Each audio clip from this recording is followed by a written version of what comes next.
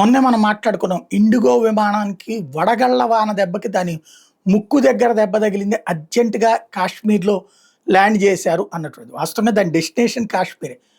ఆ వడగళ్ళకి సంబంధించిన దెబ్బ వలన జరిగిన పరిణామాలతో అది పైలట్ ఎప్పుడైతే ఎక్స్‌ప్లెయిన్ చేశాడో ఒక్కసారిగా హాహాకారాలు చేస్తూ పానిక్ అయిపోయారు ప్రయాణికులు. అది వీడియోలు తీసుకున్నారు కొంతమంది. ఆ వీడియోల కారణంగా అసలు విషయం తెలిసింది.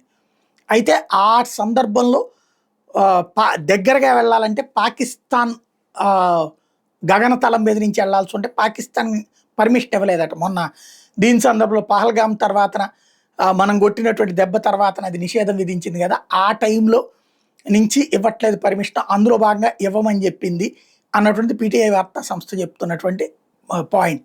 అయితే భారత సైన్యం దాన్ని ధృవీకరించలేదు. భారత విదేశాంగ శాఖ ధృవీకరించలేదు. ఈవెన్ భారత ఏవియేషన్ డిపార్ట్మెంట్ కూడా ధృవీకరించలేదు. అంటే అది కల్పిత వార్త అయి ఉండాలి. అలాంటి పర్మిషన్ ఏమి అడిగి ఉండకపోవచ్చు. ఇన్సిడెంట్ జరగగానే తీసుకెళ్తారు సహజంగా. దానికి మళ్ళీ చుట్టూ తిరిగి రావాల్సినటువంటి అవసరం ఏంటి?